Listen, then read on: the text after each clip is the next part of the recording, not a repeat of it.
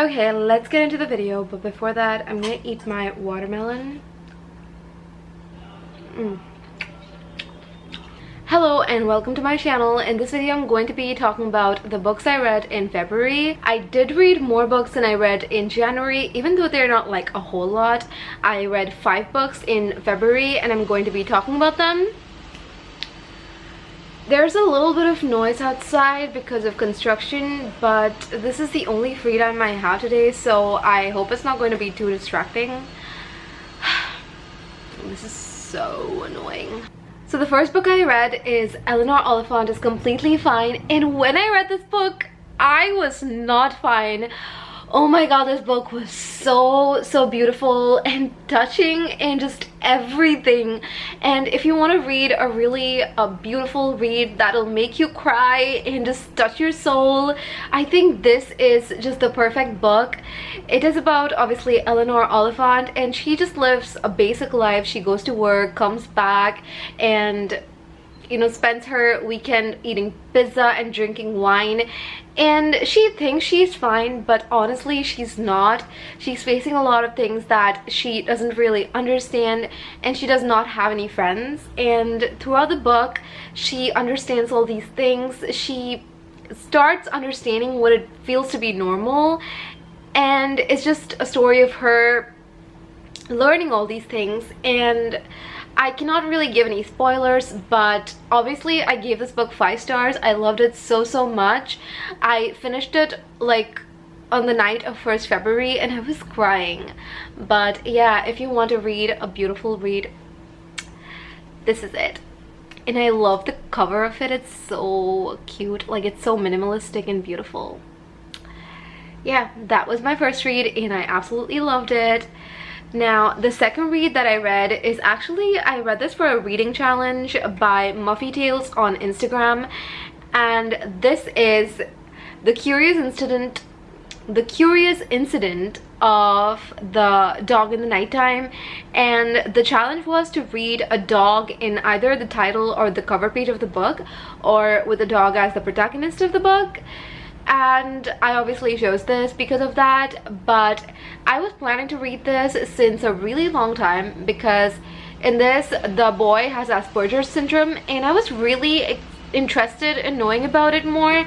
And this book is so wonderful. I think it's sort of a middle grade story, I'm not sure, but it is written simplistically and you are sort of in the mind of the boy who has Asperger's. The story starts with him walking out onto the road and there is a dog murdered at the side of the road. I think it's like the house opposite to his house, and he finds the dog and he is unable to express his emotions because of his Asperger's syndrome, and he's just sitting there and he decides to find the murderer of the dog, and that is how the story begins. But it really takes you through a lot of other storylines, and it's very touching and emotional. I need to tell you that it is definitely something that sort of brought me to the verge of tears, but then I try to control it, but it was wonderful. So yeah, this I gave it 4 stars just because it was not like perfect to me, but I loved it. And when I love a book, I do give it 4 stars. If I like love a book so much that I keep thinking about it, that is 5 stars for me. So this was really a wonderful read, and I do think if you want an easy read but still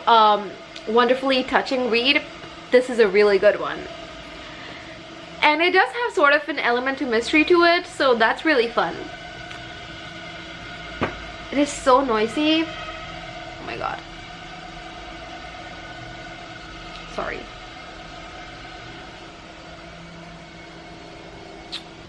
Will the noise ever stop? I'm trying to be happy, but it's so noisy.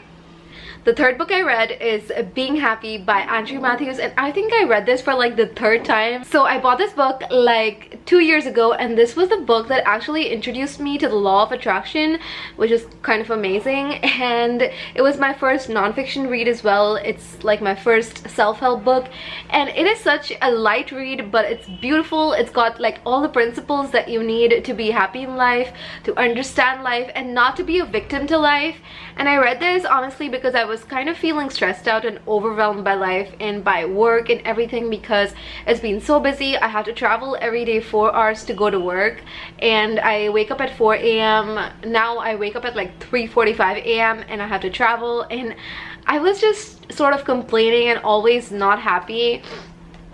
So I decided to pick it up again, and I read it, and it's just so wonderful. It really cheered me up, and yeah, it was wonderful. I have a lot of annotations in it as well that I did because I wanted to do it. So when I reread it, I decided to annotate it, and yeah, it was a lot of fun.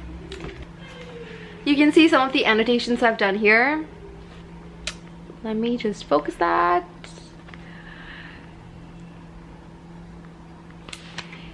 So if you do want to read a light read that is self-help and fun, highly recommend. And I gave this 4 stars just because again, it was not something I absolutely loved that I was thinking about it, and there are some things in it that I don't completely agree with. That is why I gave it 4 stars, but I do love it.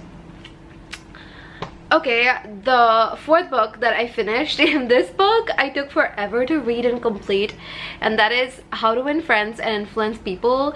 This is basically a communication book that you need if you want to learn people, just people skills, and I do like this book. It's great, especially if you're in sales or marketing, stuff like that, but there are just a few things in this book that I don't agree with if you want to have true friends, because it does talk about actually sort of I would say fooling people, not even fooling, but like not being absolutely honest with them. You're playing games with them sort of, and that's great if you're in you know, your workplace. You can definitely use it in your workplace, because in the end you're there just for formal connections and people skills, and you want to, you know, gain profit from everything. But I feel like in true friendships it does not really apply. That is why I did not really love it that much. But then I started applying it at work and stuff, and it was fun to see what's happening. So that's how I finished it this month, and I still gave it 3 stars because it was good, but it was not amazing. I feel like true friendships are something that are, you know, they happen. Like, you do need to put in the work, but you don't need to like play games and, you know, apply some principles to them. I feel you just need to be loving and kind and caring and be there for the other person. But yeah, that's all. But I still think it was helpful. I tried to take what was helpful from it and just left the rest. Yeah. So that was my 4th read. So the 5th book I read is again another book that I read for the Muffy Tales Reading with Muffy challenge on Instagram. It was so wonderful. Let me just show it to you. It's on my Kindle. So this is the book Lovin Gelato by Jenna Evans Welch. I hope I did not butcher her name, but this was such an amazing read. This was sort of a love story, but it was so much more than that. It's about this girl named Lena. She's 16 years old and her mom is dying. This is not a spoiler because this happens like at the start of the book, and she does not know who her father is. Her mom has not told her, but as her mom is dying, she finds out that her mom's friend, whose name is Howard, is possibly her father. Her mom does not even like tell her straight up, but her mom keeps on talking about him, and then she has to go and stay with him in Italy.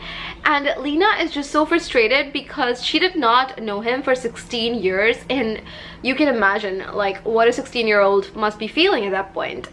And this is about her stay in Italy and everything that unwinds after it, and it is so much more than a love story because there were so many other things that were explored, a lot of emotions that were explored and relationships, and there were points where I was so emotional for Lena. It was just absolutely a wonderful read. The only thing that kind of frustrated me is sometimes Lena did some sort of stupid things that I feel like were not necessary, or it's like so apparent that something is the way it is and still the protagonist won't understand, and I just get so frustrated. But other than that, everything was absolutely amazing. So that's why I gave it 4 stars. But I loved the book and I'm so glad I read it for the challenge. It was just so immersive. Like every time I was reading that book, I just forgot that time existed. Like I feel like I finished 70% of that book in one day, and I don't do that often, but I just got so lost in the book that I forgot that even I existed. And that's the time I love when I'm reading, when I'm just immersed in the book completely. I mean, that's why I actually read to get there. It's just such a good feeling when you find a book that touches your soul.